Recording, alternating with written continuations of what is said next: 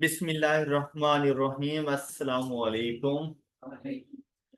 आज बहुत important lecture discuss करने वाले, बहुत इंपॉर्टेंट चैप्टर और अच्छे खासे इसमें से क्वेश्चन आते हैं। इवन के इसमें काफी सारे बाकी हमारे जो चैप्टर्स होते हैं उसको भी सपोर्ट करना होता है। और वो है हमारे पास लेबर कॉस्टिंग। लेबर कॉस्टिंग अगर बात करें ना तो मैन्युफैक्चरिंग अकाउंट में इसका बड़ा अहम रोल है। एक तो हम लोग लेबर को रिकॉर्ड कर रहे होते हैं, डायरेक्ट लेबर प्राइम कॉस्ट का पार्ट बनाते हैं। फिर जो इनडायरेक्ट लेबर हमारे पास आ रही है वो हमारी एफओएच का पार्ट बन रही है। उसके अलावा जो एडमिनिस्ट्रेटिव पर्पसेस के लिए जो हमारे पास वर्कर्स वगैरह एम्प्लॉयज वगैरह मौजूद है और हम उनको सैलरीज पे कर रहे हैं, वो हम लोग अपने प्रॉफिट और लॉस अकाउंट में लेकर जाते हैं। तो इस वजह से ना लेबर की कॉस्टिंग बड़ी अहमियत रखती है। अब हम लोगों ने सबसे पहले तो इसको क्लासिफाई करना होता है कि भाई हमारे पास कौन सी डायरेक्ट लेबर है, कौन सी इनडायरेक्ट लेबर है और कौन सी ऐसी लेबर है जिसके लिए हम लोगों ने जाकर प्रॉफिट और लॉस अकाउंट में ही डायरेक्ट चार्ज करना है। डायरेक्ट लेबर है या इनडायरेक्ट लेबर है, मतलब आप लोगों ने उसको तो कॉस्ट ऑफ सेल का पार्ट बनाना है, वो आपके मैन्युफैक्चरिंग अकाउंट का ही पार्ट बन जाती है। अब चाहे वो प्राइम कॉस्ट का पार्ट बने चाहे वो एफएच का पार्ट बने, लेकिन एट द एंड बनेगी तो कॉस्ट ऑफ गुड्स मैन्युफैक्चर्ड का पार्ट। और अगर कॉस्ट ऑफ गुड मैन्युफैक्चर का पार्ट बनी है तो कॉस्ट ऑफ गुड सोल्ड का पार्ट बन जाएगी। लेकिन जो आप लोग अपने हेड ऑफिस वगैरह में अपने एडमिनिस्ट्रेटिव स्टाफ वगैरह को, एम्प्लॉयज को सैलरीज वगैरह पे कर रहे हैं, तो वो आपके प्रॉफिट और लॉस अकाउंट का पार्ट बन जाती है। यहाँ पर जो हम लोग मोस्टली बात कर रहे होते हैं ना, वो तो फैक्ट्री रिलेटेड एक्सपेंसेस होते हैं, मतलब फैक्ट्री में मौजूद जो हमारी लेबर होती है हम उसकी बात कर रहे होते हैं। तो वो या तो हम लोग हमारे पास आएगी डायरेक्ट लेबर या हमारे पास आएगी indirect labour. Direct labour indirect labour simply क्या अगर हम लोग उसको पर यूनिट के हिसाब से रिकॉग्नाइज कर सकते हैं तो वो डायरेक्ट लेबर होगी। लेकिन अगर पर यूनिट के हिसाब से रिकॉग्नाइज नहीं कर सकते तो फिर वो इनडायरेक्ट लेबर है। मतलब ऐसी लेबर जो प्रोडक्शन के कामों में हमारे पास मौजूद है, जिसकी मदद से हम लोग प्रोडक्शन कर रहे हैं, वो डायरेक्ट लेबर है। और अगर कुछ सपोर्टिंग सपोर्टिंग स्टाफ वगैरह मौजूद है फैक्ट्री के अंदर, वो हमारी इनडायरेक्ट लेबर बन जाती है। तो इंट्रोडक्शन के अंदर तो बिल्कुल सिंपल सी बातें हमें बताई गई हैं। Labour cost is the second important element of the cost of production after material cost। तो देखें, जब कॉस्ट ऑफ गुड मैन्युफैक्चर बनाने लगते हैं तो सबसे पहले हम लोग लिख रहे होते हैं डायरेक्ट मटेरियल, सबसे पहले इंपॉर्टेंट। तो आप लोग देखो इन्वेंट्री वैल्यूएशन का चैप्टर हम लोगों ने पढ़ लिया कि हम लोगों ने मटेरियल की कॉस्ट को किस तरह से डिटरमिन करना है। उसके बाद हम लोग आ गए लेबर की तरफ। डायरेक्ट लेबर फाइंड करेंगे तो हमारे पास प्राइम कॉस्ट आ जाएगी। Labor cost constitute a major portion of the total cost of a product or service that may take the form of, और ये हमारे पास कभी वेजेस के फॉर्म में आएगा, कभी सैलरीज की फॉर्म में आएगा, एंड और अदर, या आएगा हमारे पास incentives to of employees remuneration. The profitability and growth of the entity depends greatly upon the proper utilization of the human resource that in turns needs to be properly recorded and controlled। मतलब जितने human resource से मुराद है जो हमारे पास employees वगैरह मौजूद हैं, हम उनको किस तरह से यूटिलाइज कर रहे हैं। जितना अच्छे तरीके से हम उनको यूटिलाइज करेंगे उतनी ही हमारी प्रॉफिटेबिलिटी इंक्रीज हो सकती है। Most of the industries produces goods and services requiring higher amount of labor cost, and these are known as labor intensive industries। अब आप लोगों ने अक्सर देखा होगा कि फैक्ट्रीज वगैरह में हड़ताल हो जाती है, क्या लेबर स्ट्राइक पे चली गई है। क्यों? उन्हें पता है कि ये जो इंडस्ट्री वगैरह मौजूद है ये हमारे पास लेबर इंटेंसिव इंडस्ट्री है, जब तक लेबर नहीं होगी ये लोग काम नहीं कर सकेंगे। तो वो उनके काम मतलब एक इन्फ्लुएंस रखते हैं, लेबर का अच्छा खासा एक इन्फ्लुएंस होता है। उन्हें पता है कि भाई हमारी डिमांडें यहाँ पे पूरी की जाएंगी। तो लेबर का होना एक किसी भी फैक्ट्री के लिए बहुत इंपॉर्टेंट है। The share of labour cost in these industries is significant and therefore labour cost control become more important. Main labour intensive industries are agriculture, mining, hospitality and food services वगैरह। वो उसने बताया कि कहां पर लेबर की सबसे ज्यादा हमें जरूरत पड़ सकती है। तो ये तो जस्ट उसका इंट्रोडक्शन था। यहां से असल स्टोरी शुरू होती है कि लेबर कॉस्ट की टाइप्स कौन कौन सी हैं। तो आप लोगों ने इसको क्लासिफाई करना है टू टाइप्स में। कौन कौन सी? डायरेक्ट लेबर कॉस्ट में और इनडायरेक्ट लेबर कॉस्ट में। मतलब ये इनिशियल स्टेजेस हैं कैलकुलेशन से पहले की। क्या आपको पता हो कि आपकी डायरेक्ट लेबर कॉस्ट क्या है, आपकी इनडायरेक्ट लेबर कॉस्ट का है क्या है, आपने इनको कहां कहां पर जाके क्लासिफाई करना है। Direct labour cost is any cost that is specifically incurred for or can be readily charged to or recognized with any specific contract, job or work order. In cost accounting, it is classified as direct labor cost which become part of prime cost. For example, in a watch manufacturing factory, a worker operating a molding machine to produce a part of wrist wash, तो उसके लिए मतलब production process में जो आप लोग labour use कर रहे हैं वो सारी की सारी आपकी डायरेक्ट लेबर है। सिंपल, अगर हम लोग इन फैक्ट्रीज वगैरह की बात करें जहां पर हम लोग यूनिट्स बना रहे हैं तो वहां पर प्रोडक्शन डिपार्टमेंट में जितने भी काम कर रहे हैं लोग वो सारे के सारे आप लोगों के लिए डायरेक्ट लेबर बन जाती है। इनडायरेक्ट लेबर क्या है? where the direct labor can be recognized with and charged to the job, and indirect labor cannot be so charged and hence is treated as part of factory overhead। मतलब जिसको किसी job work या किसी unit के साथ आप attach नहीं कर पा रहे तो आपने उसको देखिए कॉस्ट ऑफ गुड्स मैन्युफैक्चर का पार्ट तो बनना ही है उसने, लेकिन सिर्फ फर्क क्या है कि प्राइम कॉस्ट का पार्ट नहीं बनेगा, एफ एच का के पार्ट बन जाएंगे। तो अब यहाँ पर देखें for example which is paid to supervisors of a factory और salary paid to driver of delivery van used for distribution of the product. तो ये जो चीजें आप लोगों के पास हैं ये आपके पास आपकी इनडायरेक्ट लेबर है।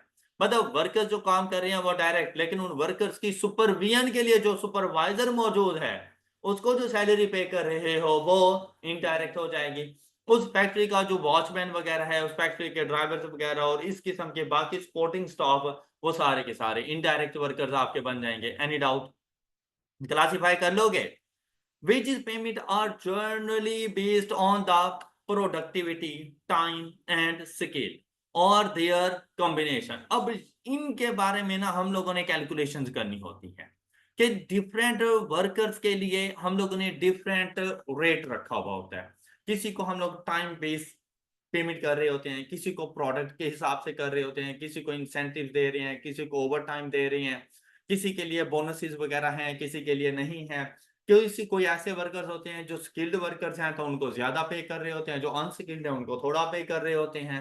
तो ये सारी चीजें हम लोगों ने एक ही क्वेश्चन में हैंडल करनी है और हमने बताना है कि टोटल वेजेस हमारे पास कितनी बनेगी, वेजेस एक्सपेंस कितने आएंगे, हम लोगों ने प्राइम कॉस्ट में डायरेक्ट लेबर कितनी लेकर जानी है, एफओएच में इनडायरेक्ट लेबर हम लोगों ने कितनी लेकर जानी है, different different rates, incentives, bonuses वगैरह, इस किस्म की सारी चीजें क्वेश्चन में हम लोगों ने डील करनी है। All right, all right. Proper control and accounting for this cost factor and motivation of workers is important in bringing efficiency to an enterprise। अब हम लोगों ने ना बेसिकली लेबर से रेलिवेंट जो रेशोज होती है ना हमने वो भी डिस्कस करनी है। उनमें हमारे पास एक प्रोडक्टिविटी रेशो है, दूसरी उसकी एफिशिएंसी रेशो है।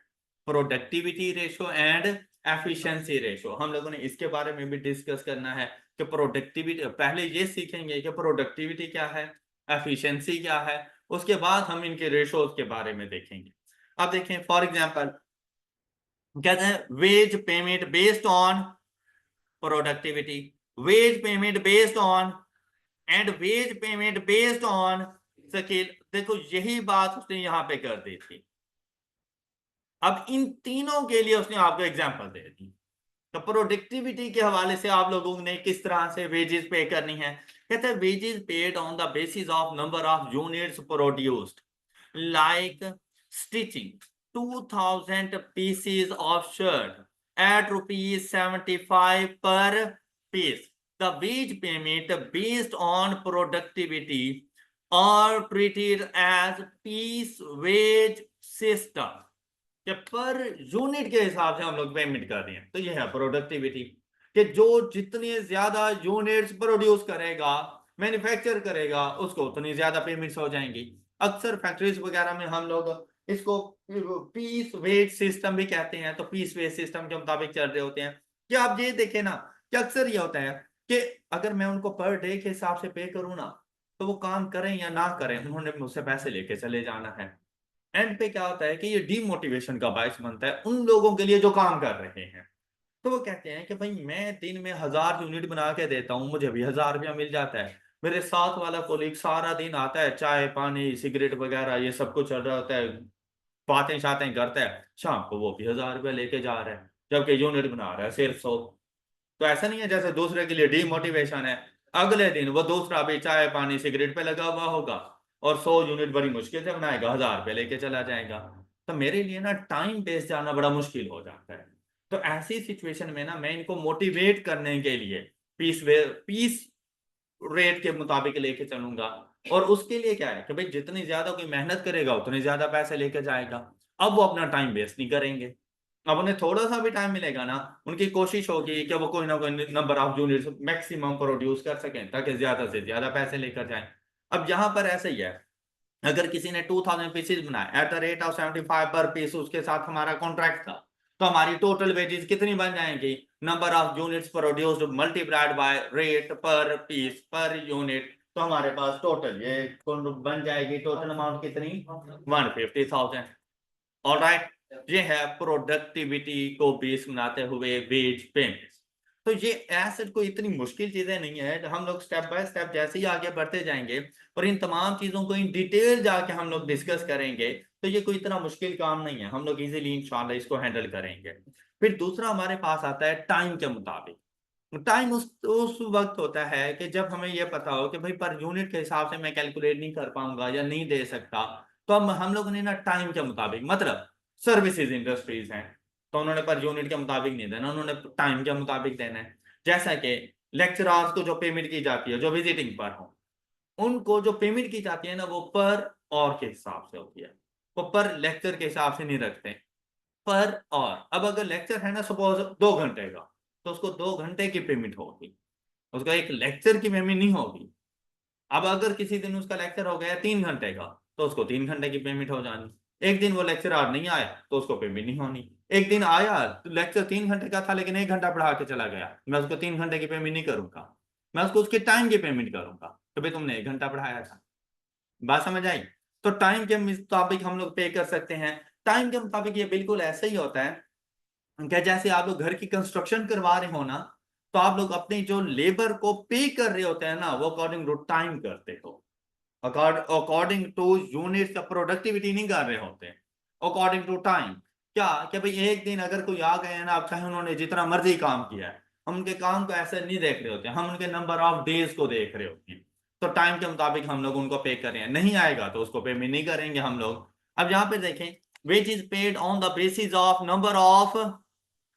अच्छा, अब ये वाला कॉन्सेप्ट आ रहा है कि हम लोग ना पर डे पर नहीं जा रहे हैं, हम लोग पर आवर पे आ रहे हैं। इवन के पर मिनट्स के हिसाब से भी हम लोग चल सकते हैं उनके साथ, कि भाई जितने मिनट्स काम करोगे उतने मिनट्स की आपको पेमेंट होगी। ये कंपनी को बेनिफिट्स मिल जाते हैं इस चीज के, कि अगर आप लोग देखें कि अगर हम पर आवर पे चले जाएं और मेरे पास एक लेबर है और मैं उसे कहूँ कि भाई मैं तुम्हें ना पर डे 1500 रुपए दूंगा, लेकिन अगर मैं साथ में उसे ये कह दूं कि भाई पर आवर मैं तुम्हें 200 रुपीज दूं, तो पर डे तो वो पता नहीं 8 बजे आए, 9 बजे आए, 10 बजे आए और शाम को असर के टाइम ही उनकी इशा हो जाती है और वो अपना बोरियां बिस्तर बांध के चले जाती हैं, क्योंकि उन्हें पता है 1500 रुपये हमें मिल जाने हैं।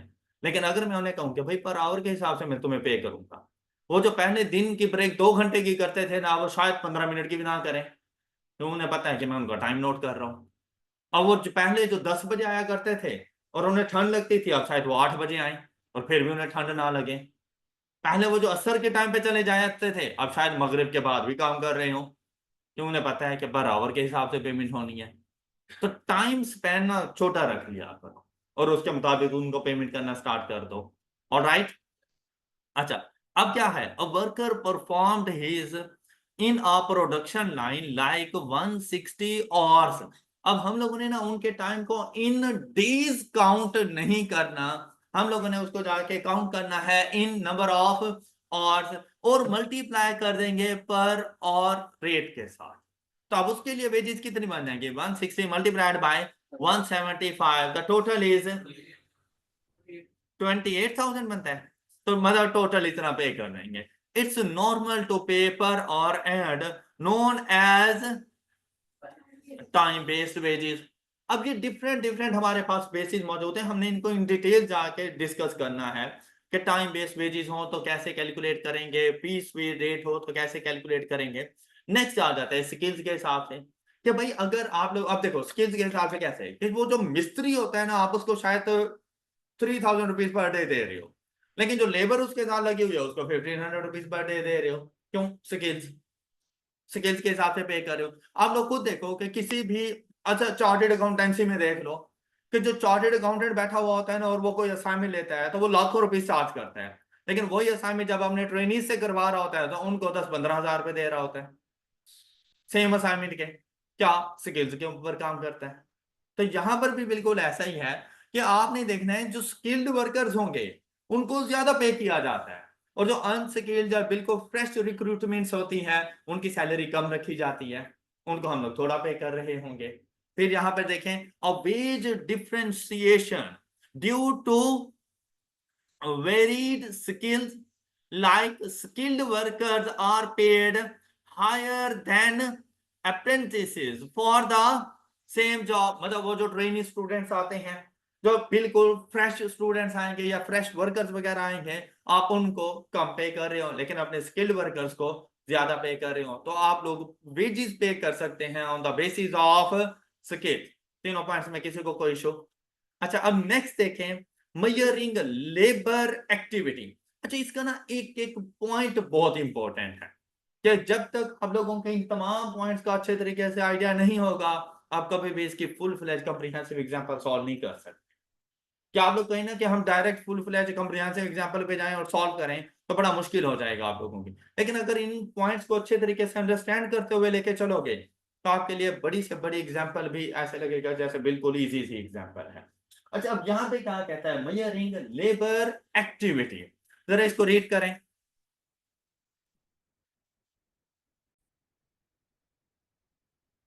इधर आप लोगों को ना दो पॉइंट्स बताए गए हैं कि आपको ना उन दो पॉइंट्स के दरमियान डिफरेंशिएट करना है, और वो दो पॉइंट्स आप लोगों के पास हैं प्रोडक्शन एंड प्रोडक्टिविटी। तो दोनों सेम सेम नहीं है, दोनों में फर्क है।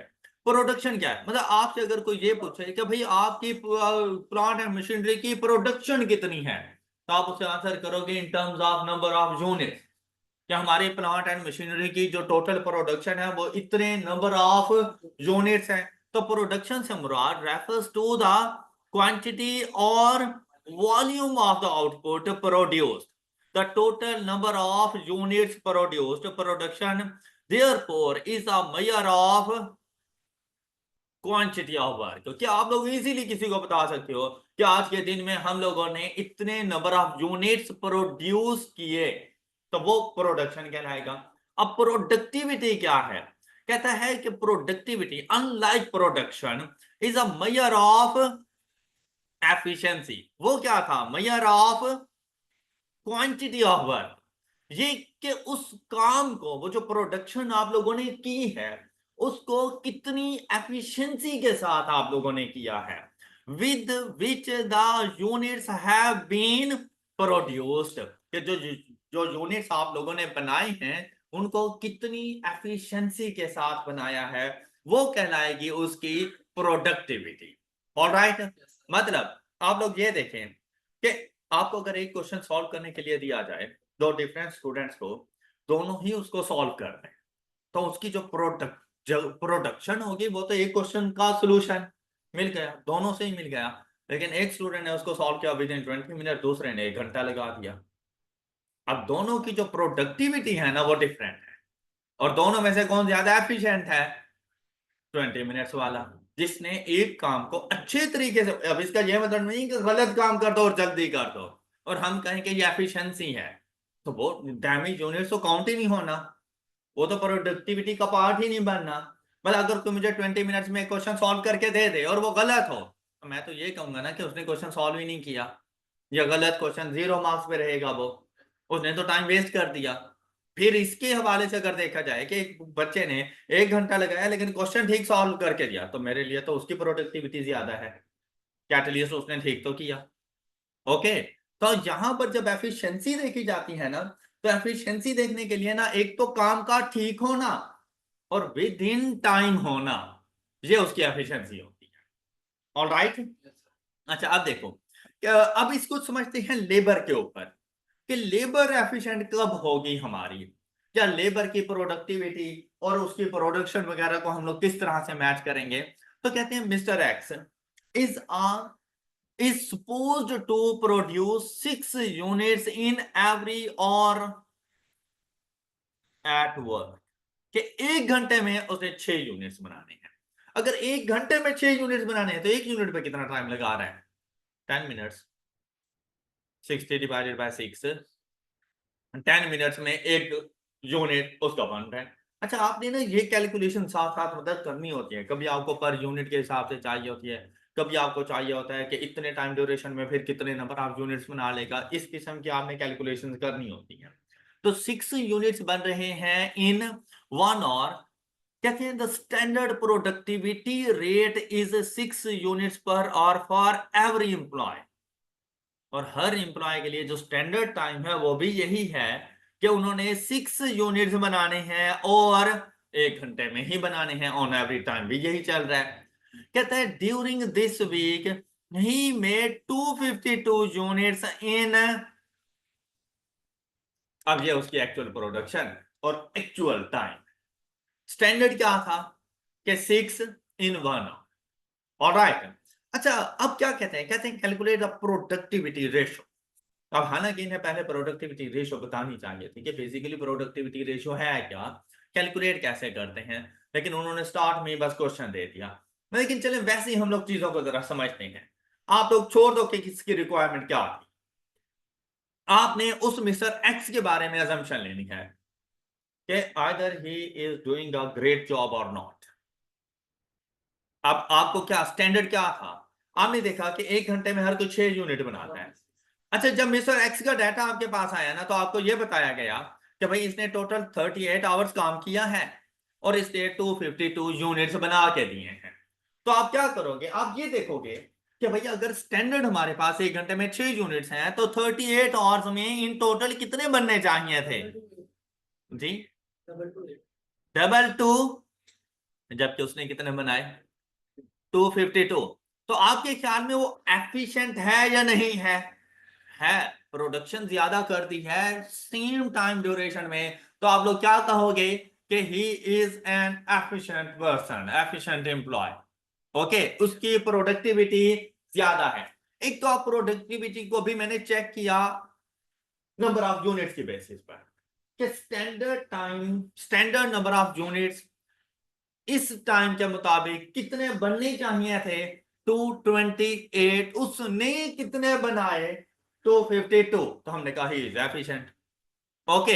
अच्छा दूसरा, दूसरा क्या हो सकता है कि हम लोगों ने कहा कि भाई 1 घंटे में 6 यूनिट बनते हैं, एम आई राइट, तो 252 यूनिट्स बनाने में कितना टाइम लगा होगा इसके मुताबिक, अगर हम लोग स्टैंडर्ड के मुताबिक चलें तो इसके मुताबिक कितना 252 डिवाइडेड बाय 6, तो इस 252 यूनिट्स को बनाने में कितने आवर्स लगे होने चाहिए जी, 42।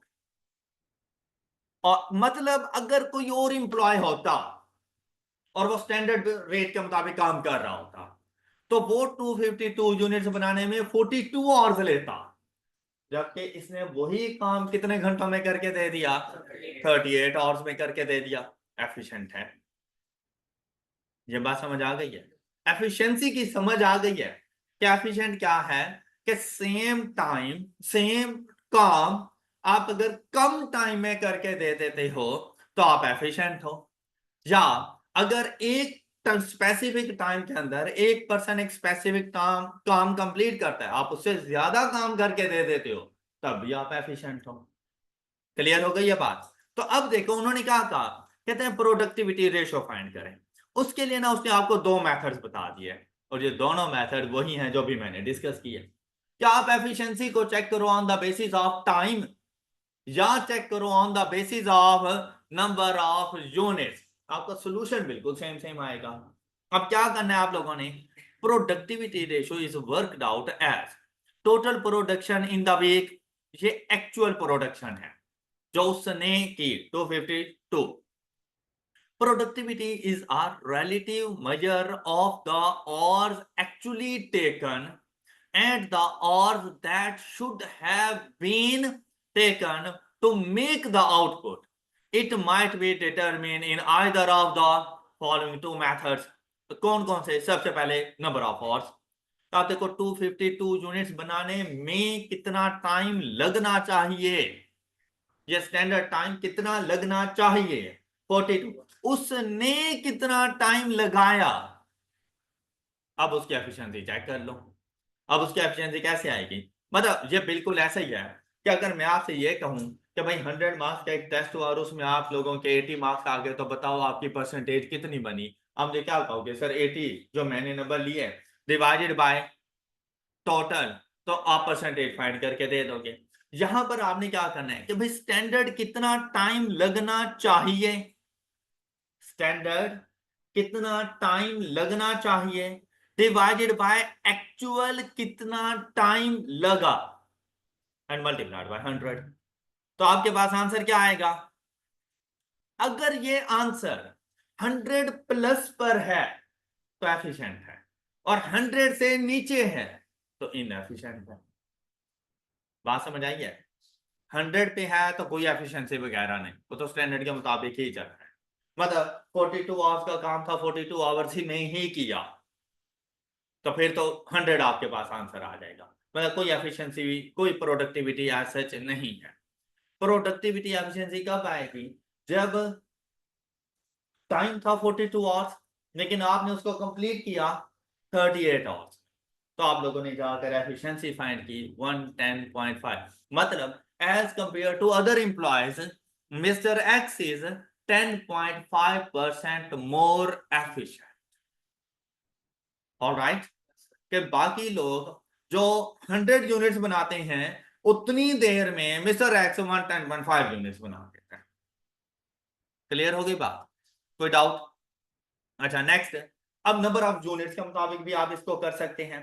क्या आप लोग ये देखो कि उसने कितने नंबर ऑफ यूनिट्स बनाए, जबकि और टाइम कितना लिया उसने, और इस टाइम में स्टैंडर्ड के मुताबिक कितने यूनिट्स बनने चाहिए थे। अब इसकी एफिशिएंसी चेक करनी है तो बिल्कुल ऐसे ही 252 जो उसने इन actual divided by 228 multiplied by 100, तो अभी भी आपके पास आंसर बिल्कुल सेम सेम आ गया। अभी हम लोग इसकी जाके ना प्रोडक्टिविटी रेशियोज वगैरह की फार्मूलाज वगैरह डिस्कस करेंगे, अभी हमारा फोकस सिर्फ इसी एग्जांपल तक था।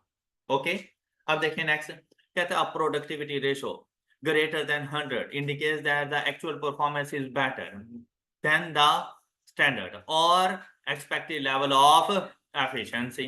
कोई doubt? All clear? Labour payment method, labour की को जो हम लोग पे कर रहे होते हैं ना, उसके डिफरेंट डिफरेंट मेथड्स होते हैं, वो डिपेंड करता है हमारा एग्रीमेंट क्या है। ऐसा भी हो सकता है कि एक ही बिजनेस एंटिटी अपनी डिफरेंट डिफरेंट लेबर्स को डिफरेंट डिफरेंट पेमेंट मेथड के ऊपर लेकर जाए। किसी के साथ हमारी सैलरी फिक्स होती है, किसी के साथ हम लोग वेजेस के मुताबिक चल रहे होते हैं, किसी के पास टाइम के मुताबिक चलेंगे, किसी के साथ हम लोग पीस वर्क सिस्टम के मुताबिक लेके चलेंगे उसको। तो वो different different methods one by one हम लोग यहाँ पे डिस्कस करने वाले हैं। The choice of appropriate labor payment method is very important for any organization as it, क्योंकि किसी भी बिजनेस ऑर्गेनाइजेशन का जो प्राइमरी फोकस है ना, अपने प्रॉफिट को इंक्रीज करना है। अपने प्रॉफिट को इंक्रीज करने के लिए उसको अपने एक्सपेंसेस डिक्रीज करने पड़ेंगे, और लेबर कॉस्ट सबसे बड़ा उसका एक्सपेंस है। तो उसने अपने पास में एम्प्लॉयज को जो पे करना है ना, उसके हवाले से उसने अच्छा खासा सोचना है कि मैं अपनी लेबर को किस तरह से जाके पे करूं। फिर उनकी मोटिवेशन एंड डीमोटिवेशन के फैक्टर को भी मद्देनजर रखा जाता है कि मैं एटलीस्ट उनको इतना पे करूं कि मेरी लेबर मोटिवेटेड रहे और उनका दिल करे कि अगले दिन उन्होंने काम पे आना है। ऐसा ना हो कि उन्हें पता हो कि यार कोई फर्क नहीं पड़ता, मेरे जाने ना जाने से मुझे इनकम तो वैसे ही मिल जानी है। तो ऐसी सिचुएशन में वो डीमोटिवेटेड हो जाएंगे, हमें भी नुकसान पहुंचा सकते हैं। तो हमने ना इन तमाम बातों का ख्याल रखना होता है।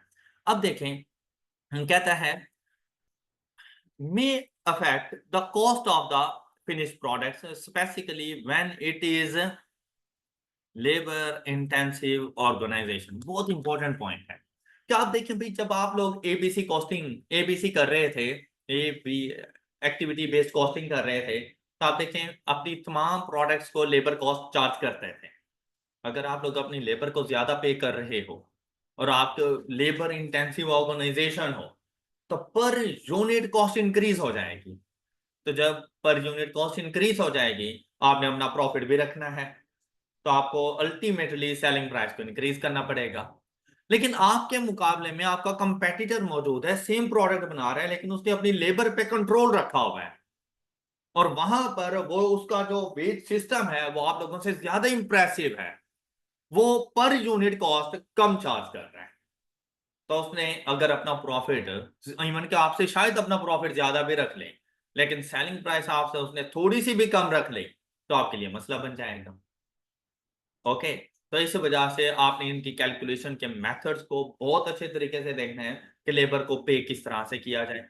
फिर कहते हैं cause a major impact on the morale and efficiency of the employees, and serious consideration should therefore be given to the possible motivational impact of the remuneration method being adopted। अब भाई, यही बात अभी मैंने आपसे की है, थोड़ी देर पहले मैंने आपको एग्जांपल भी दी। आप खुद सोचें कि अगर आप उन्हें ये कहेंगे कि भाई मैं आपको पर डे के हिसाब से पे करूंगा, चाहे जितना मर्जी काम करो। एक ईमानदार एम्प्लॉय आया और वो काम में लगा रहा और उसने पूरा दिन मेहनत कर दी, उसको मैंने 1,000 रुपया दे दिया। उसने देखा कि साथ में एक मिस्टर बी भी था, पूरा दिन फजूल बैठा रहा, कभी क्या करता रहा, खास काम भी नहीं किया। शाम को उसको भी मैंने 1,000 रुपया दे दिया। अगले दिन क्या मिस्टर ए मोटिवेशन के साथ आएगा? बिल्कुल भी नहीं। तो मैंने ना सिर्फ ये नहीं देखना कि मैंने अपनी कॉस्ट पर यूनिट को डिक्रीज करना है, मैंने साथ में अपनी एम्प्लॉयज की मोटिवेशन लेवल को भी देखना है कि भाई ये मोटिवेटेड रहें और ये अगली मर्तबा हमारे पास ही आए, अगले दिन हमारे पास ही काम करने के लिए आए। All right. तो इन दो पॉइंट्स के ऊपर हमारा सबसे ज्यादा फोकस होता है। अब देखें, two widely known basic labour payment methods are time rate and piece work. और सबसे ज्यादा इजी है इनको कैलकुलेट करना, मतलब ऐसा कोई मुश्किल चीज नहीं है। आपको डाटा भी बिल्कुल वैसा ही प्रोवाइड किया जाएगा। कहते हैं these are discussed in detail below. सबसे पहले हम लोग डिस्कस करने जा रहे हैं time rate. Time rate, time work और basic pay is where the employee gets paid on the basis of his time spent at work. The most common forms of this type is a day rate system, कि per day के हिसाब से मैं उसको जाके पे करूंगा, per hour के हिसाब से भी पे कर सकता हूं, वो डिपेंड करता है हमारे ऊपर।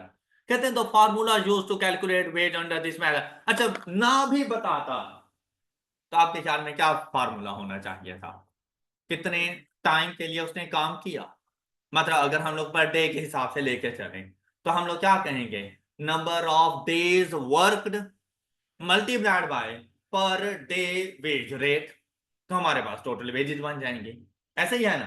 तो यही फार्मूला बन जाता है। और वर्क मल्टीप्लाइड बाय पर और पे रेट, डेज वर्क या multiplied by per day wage rate. वो डिपेंड करता है कि आप पर डे के हिसाब से चल रहे हैं या पर आवर्स के हिसाब से चल रहे हैं।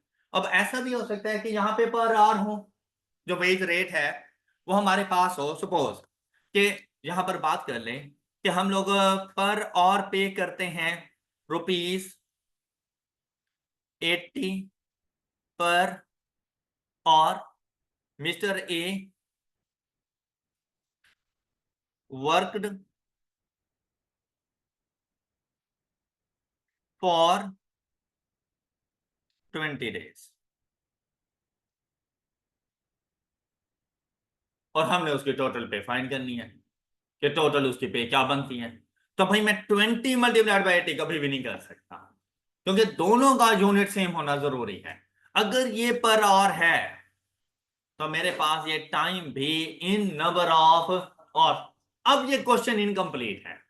अब वो आपको बताएगा कि भाई पर डे वो कितने घंटे काम करता है।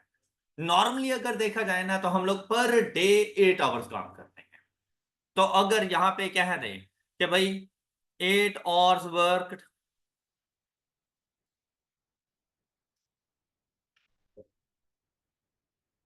पर डे, अब ये क्वेश्चन आप कंप्लीट कर सकते हो, आप कोई मुश्किल बात नहीं है। क्या क्या भाई अगर एक दिन में 80 आवर्स काम करता है, 8 आवर्स काम करता है और पर और उसको 80 रुपीज मिल रहे हैं, तो अगर मैं एक दिन की वेजेस पूछता तो आप मुझे क्या बताते? 18 into 8। ऐसे ही था ना, अगर एक दिन की वेजेस पूछता तो आप मुझे क्या बताते? 80 × 8। लेकिन मैंने कितने दिन की पूछी? अब ×20। ओके, और टोटल वेजेस क्या बन जाएंगी?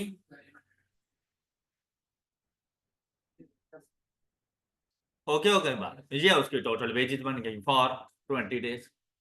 अब ऐसा भी हो सकता है आपसे पूछे, आपसे ये कहे कि 80 रुपीज पर आवर है, बताओ उसकी मंथली वेजेस क्या बनेगी अगर इन अ मंथ 20 वर्किंग डेज हैं and in a day 8 hours work. तो अभी बिल्कुल सेम यही आंसर है। ऑलराइट, कोई इशू?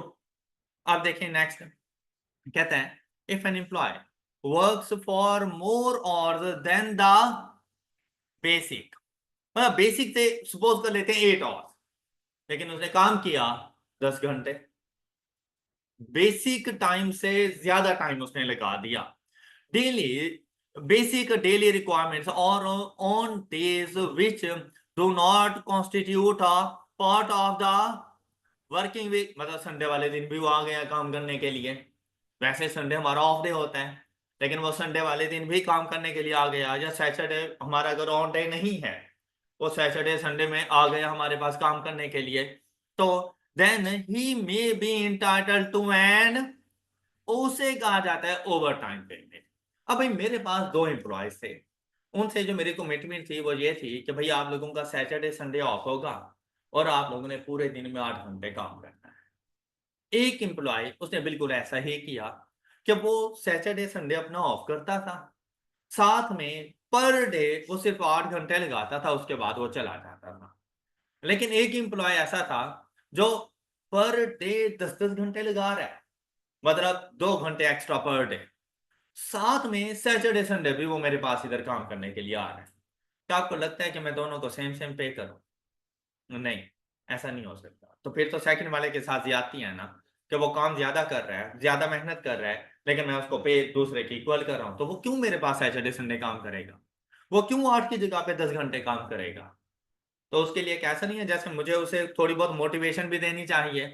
तो वो जो मोटिवेशन है ना वो है ओवर टाइम, कि मैं उसे कहूंगा कि भाई मैं दूसरे इंप्लॉय की निस्बत तुम्हें ज्यादा पे करूँ, मैं तुम्हें ओवर टाइम पेमेंट करूंगा। अब ओवर टाइम पेमेंट की कैलकुलेशन भी डिफरेंट डिफरेंट मेथड्स वगैरह हमारे पास होते हैं कि हमने इनको कैसे कैलकुलेट करना है। ओवर टाइम रेट हमारे पास डिफरेंट होता है। जो बेसिक रेट है, मैंने जैसे ऊपर वाले एग्जांपल में ज्यूम किया 80 रुपीज, उसे मैं ये कह सकता हूँ कि अगर तुम 2 आवर्स एक्स्ट्रा लगाओगे पर डे, तो उन 2 आवर्स के लिए मैं तुम्हें 100 रुपीज दूंगा। 25% मैं तुम्हें एक्स्ट्रा पे करूंगा, तो 25%, 80 का 25% 20 बनता है, 20 रुपीज एक्स्ट्रा पे करूंगा, मतलब 80 तो हर हाल में ही करूंगा पर आवर के हिसाब से, लेकिन साथ में उसका 25% एक्स्ट्रा पे करूंगा। तो ओवर टाइम के लिए मैं उसको कितना पे कर रहा हूं? 100 रुपीज। क्या आपको मेरी ये बात समझ आई? नहीं, 80 और जो 100 का डिफरेंस है ना, वो कहलाता है ओवर टाइम प्रीमियम।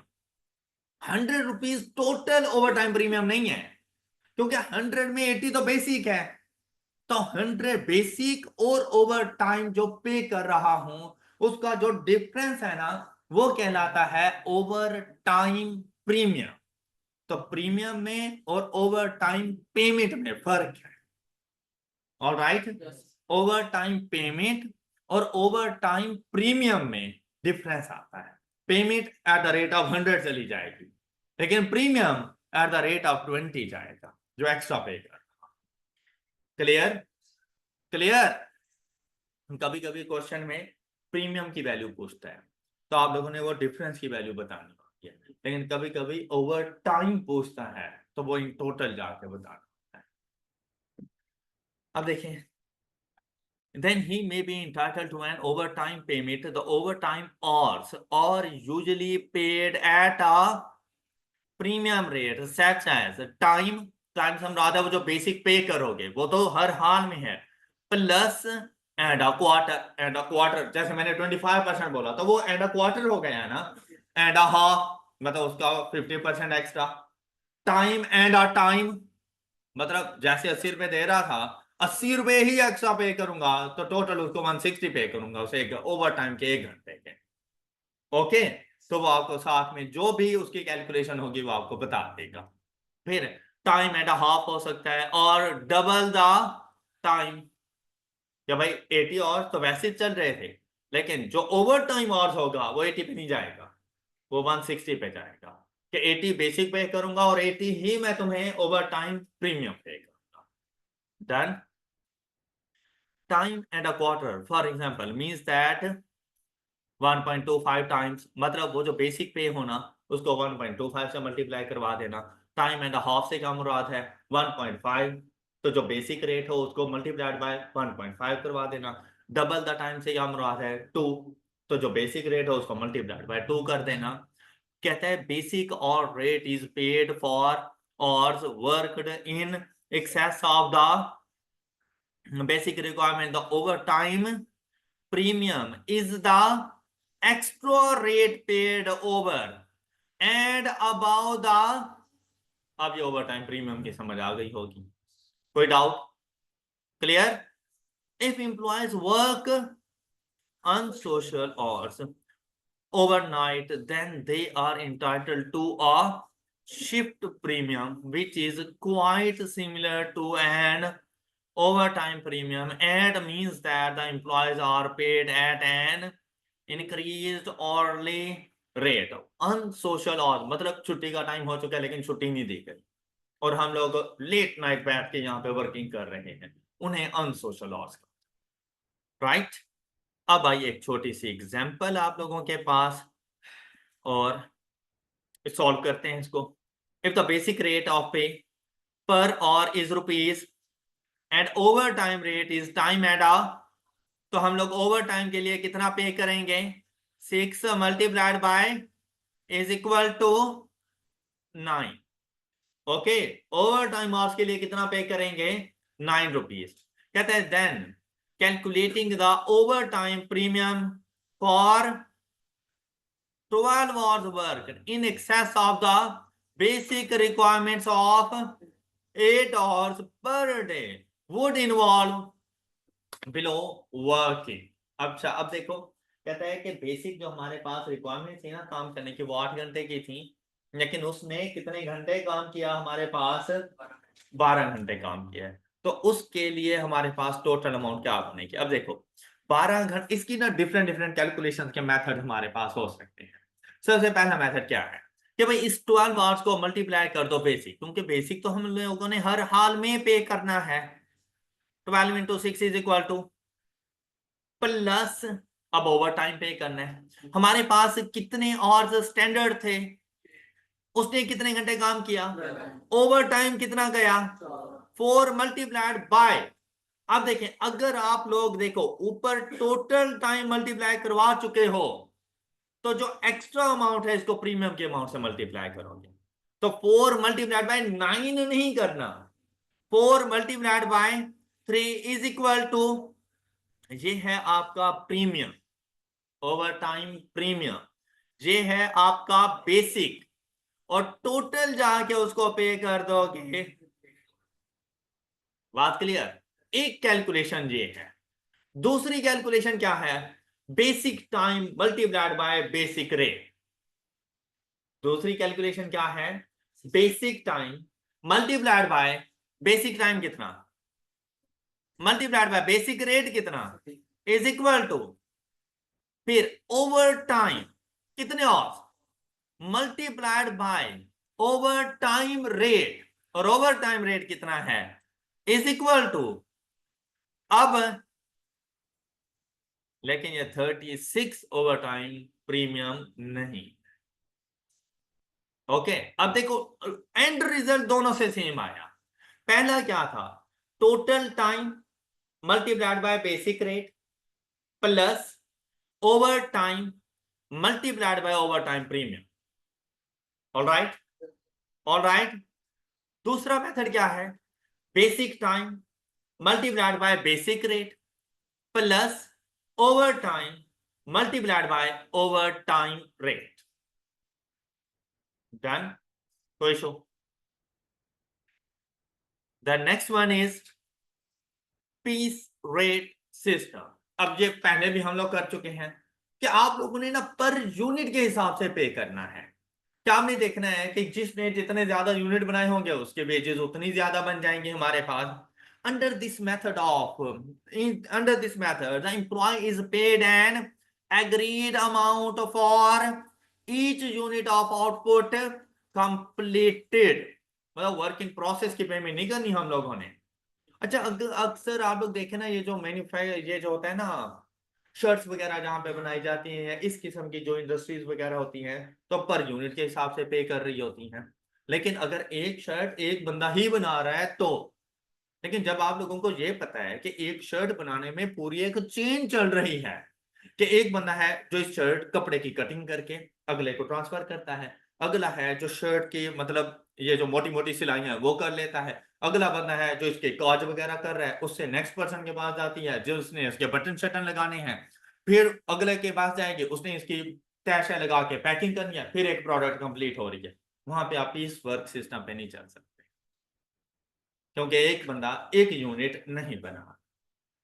ऑलराइट, वहां पर आप लोग चलोगे टाइम बेस्ड सिस्टम के मुताबिक कि कौन कितनी देर काम कर रहा है, उसको उसके मुताबिक जाके पेमेंट।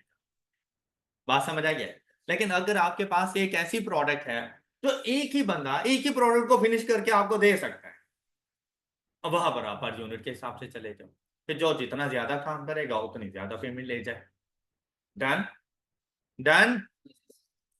आपको डिसाइड नहीं करना पड़ेगा क्वेश्चन, तो वो अपनी पॉलिसीज आपको बता देंगे कि वो टाइम रेट सिस्टम के मुताबिक हैं या वो पीस रेट सिस्टम के मुताबिक हैं।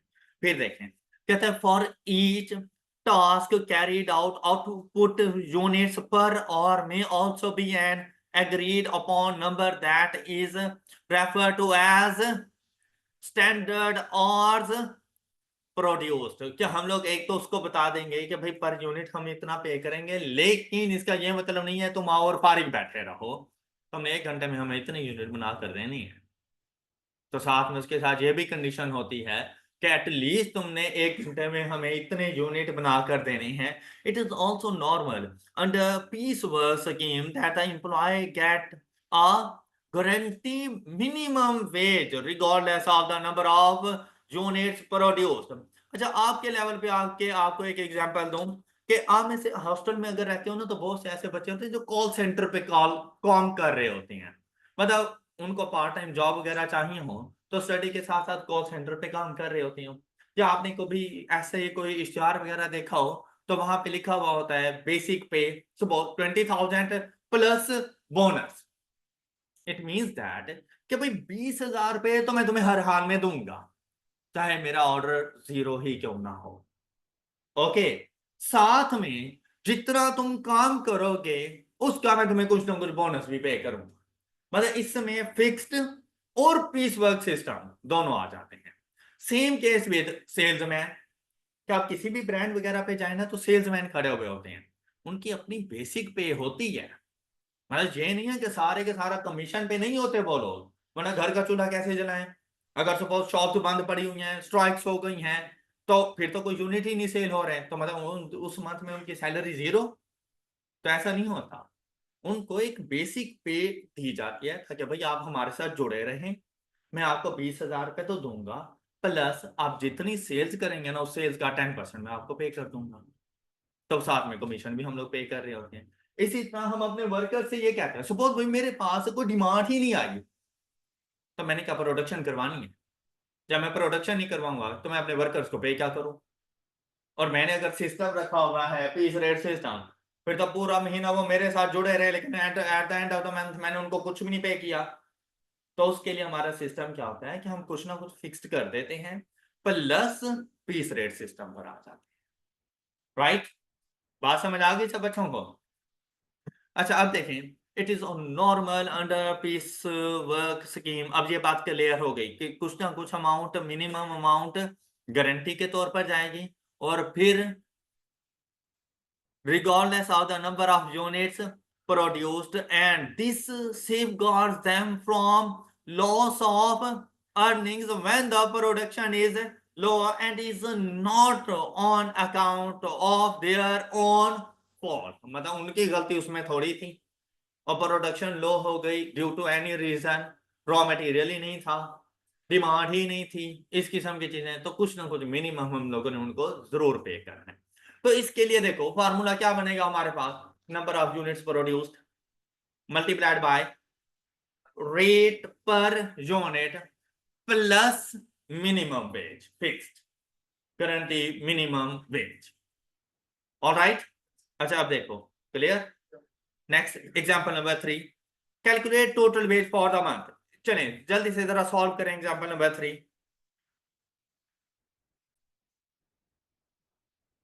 Example number 3, wage for the month. Requirement भाई बड़े अच्छे से देखा करो कि बेसिकली रिक्वायरमेंट है क्या। क्या कहता है, Sarah is paid ₹20 for each unit produce with a guarantee wage of ₹2000 for a 40 hours week. अब देखें नीचे आपसे पूछा क्या गया और डाटा बताया क्या गया फॉर अ वीक।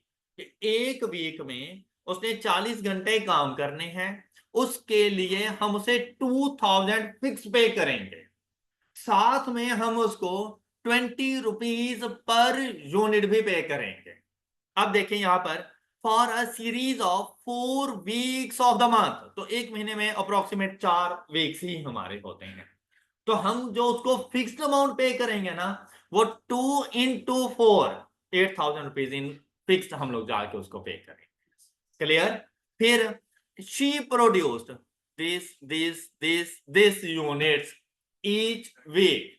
तो अब देखो तमाम यूनिट्स के लिए रेट तो बिल्कुल सेम है।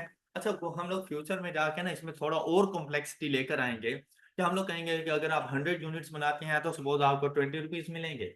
आप 150 यूनिट बनाते हैं या 100 से 200 पे जाते हैं तो हम आपको इससे बढ़ाकर रेट दे देंगे। 200 से 300 पे जाते हो तो उससे बढ़ाकर रेट दे देंगे। तो हम लोग ना ये स्टेप वाइज रेट भी बना रहे होंगे। तो वो फ्यूचर की बात है थोड़ी सी। ओके, अभी चाहे आप जितने मर्जी यूनिट बनाए सबके लिए कांस्टेंट रेट है हमारे पास, तो क्यों ना इन तमाम नंबर ऑफ यूनिट्स को ऐड कर लें। हमें ना अलग अलग मल्टीप्लाई करने की ऐसा जरूरत नहीं है, इन तमाम नंबर ऑफ यूनिट्स को ऐड कर लो। इन मंथ टोटल कितने नंबर ऑफ यूनिट्स प्रोड्यूस की है, इसको जरा ऐड करो, वैल्यू क्या बन रही है 680। तो 680 multiplied by 20 is equal to 13600 plus 2000 multiplied by 4 is equal to, and the total is जी 216। ये जाके बता दो उसको। ऑलराइट, अब उसने अपनी मर्जी से कैलकुलेशंस की हैं, भाई हमने क्या करना है, इस चीज को बस मैच करवाना है। क्या हो गई, मेथड अपना हो सकता है। Any doubt? चलिए गुड, शाबाश। नेक्स्ट पॉइंट है हमारे पास basic of labour cost control. ये इंशाल्लाह नेक्स्ट लेक्चर में डिस्कस करेंगे। दैट ऑल फॉर टुडे, अपना ख्याल रखिए, अल्लाह हाफिज।